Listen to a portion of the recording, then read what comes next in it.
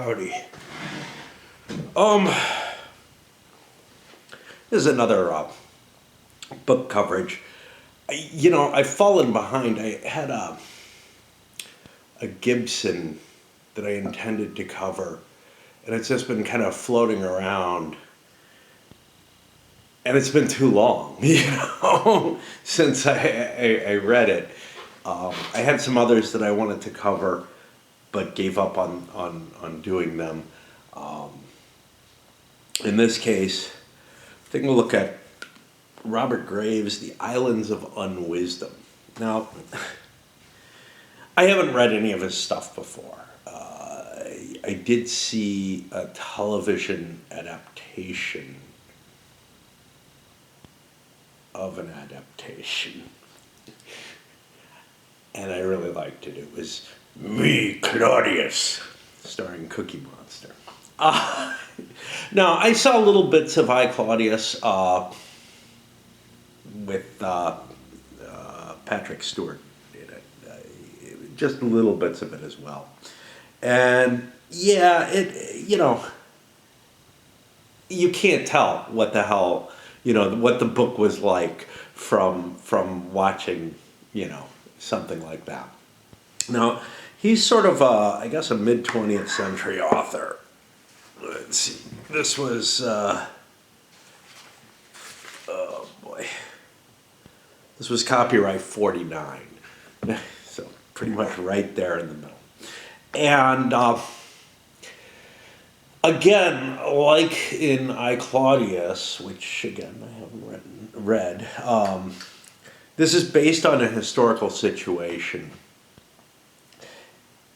It's written in a style that I think is evocative of some of the sort of diary type material that comes from, I don't know, I'm thinking, I can't remember the guy's name, but the guy who accompanied Cortez and wrote everything down. It's written in a similar sort of style. In terms of the effect,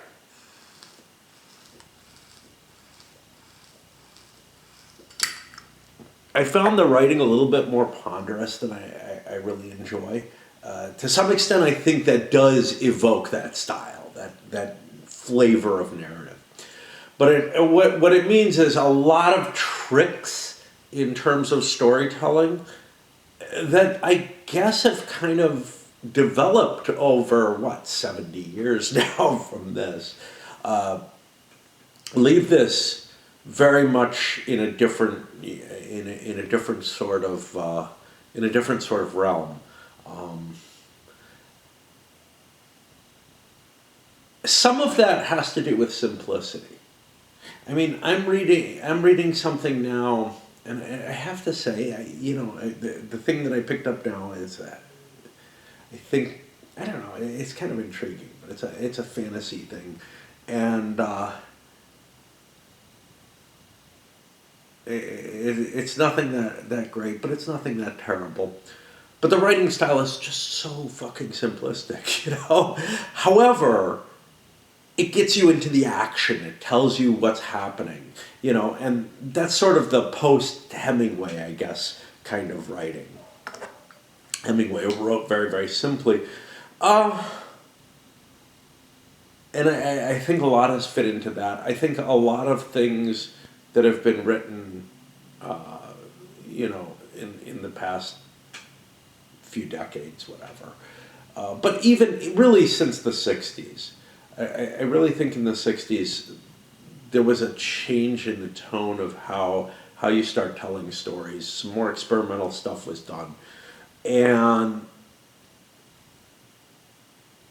some of that caught on, and some of that has become very, very popular, and also I think it's more engaging.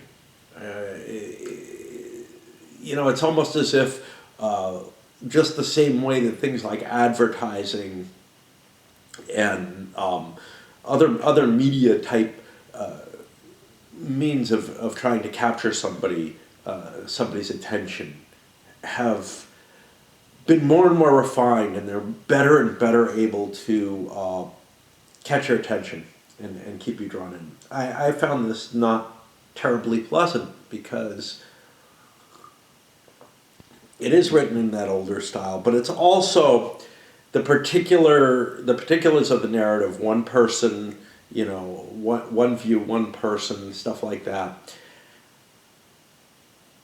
kind of reporting back. It's not written as a diary, but it's written all from this one person's point of view, retelling you this tale, and there's no framing or anything to it. So that can be an interesting technique, but it can be overblown. The writing style itself, like I said, it does feel heavy enough, and I'm not sure if this was intentional. I'm going to assume it was, to try to match, what that writing was like, what people, and to some extent what people spoke like, the kinds of humor that they had and whatnot in the time period. All, of course, projected, because Graves was not alive back then, so all he can do is look at writing from that period to try to immerse himself into presenting it. Now, I would compare this to other historical fiction type stuff. I remember reading some that were kind of romance novel-y type things, but that were coming out in the 70s and 80s.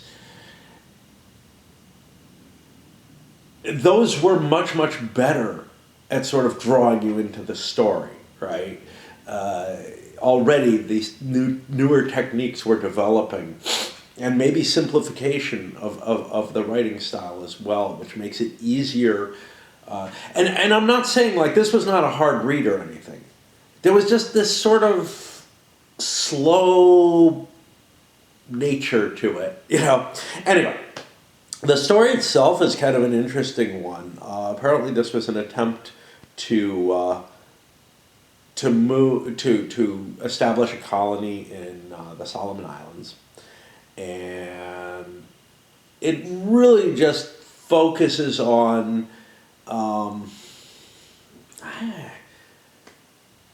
It just basically is telling you what happens, right? You're not getting inside anybody's mind except the narrators, and not much of that either. You get a little bit.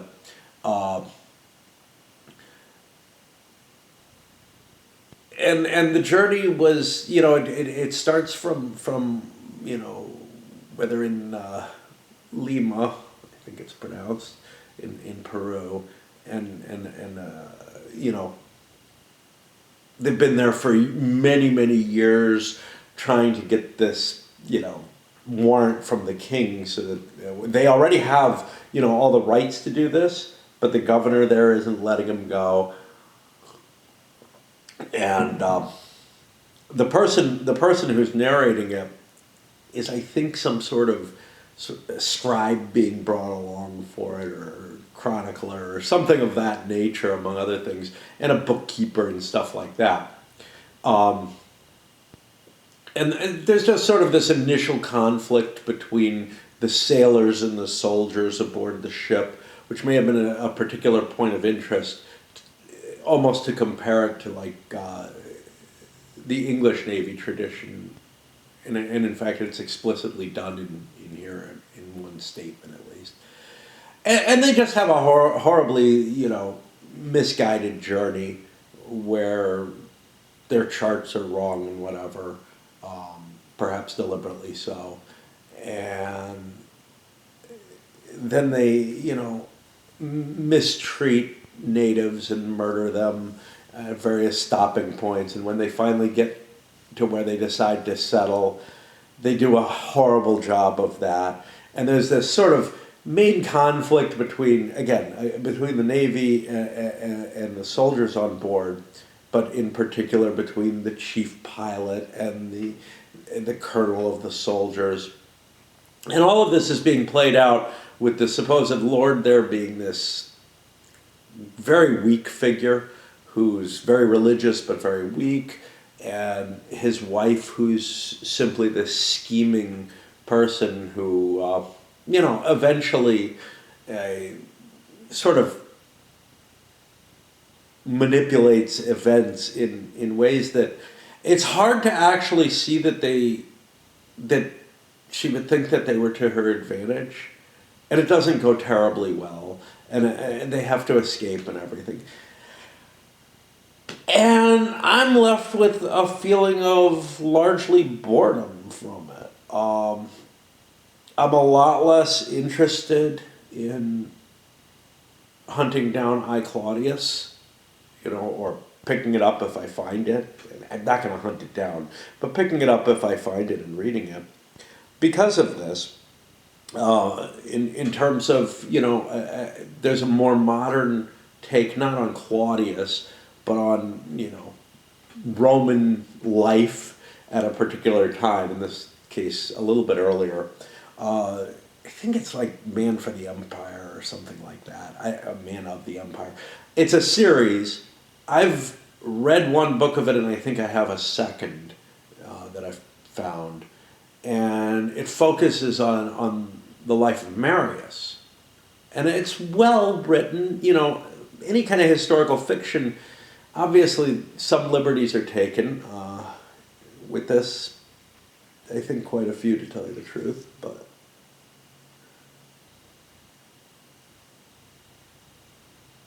I don't know. Anyway, I didn't find this terribly enjoyable, and it's going to go, back into the free library system. A little bit on me and what's happening in my life. Actually, this fantasy book I picked up helped convince me. One of the things that I feel like I'm doing wrong in terms of my enjoyment of life and whatever is I keep harping on how Raid is my addiction and how it's sucking me in. But the truth of the matter is that almost all the time that I have the game running, I've been watching videos or listening to them in the background of the whole time. And I've been going to sleep with videos on. And I actually think that the amount of just constant flow of noise and I don't know. I think that's doing as much on the numbing as playing the game is. So what I tried doing this week, well, the last day or two, is I've started reading instead of watching videos. Now so here's the thing. Before I started Raid, I was doing other shit and spending most of my time in front of the computer with videos running anyway. And it was easier to break away without Raid. But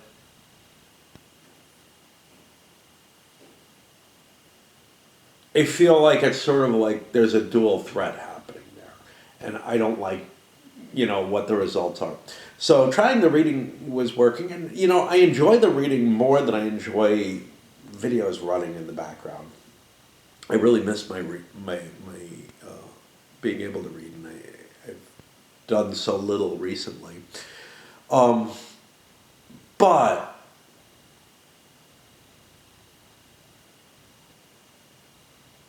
it's still an engagement that blocks out the pain. And it may be the case that the pain is a little sharper when I walk away. It's hard to tell, because it's definitely there. Anyway, I had intended to come up here and play my game, but instead I saw this on my stairs up and wanted to take care of it. I have not been playing much. We'll see whether I get any in. Cheers.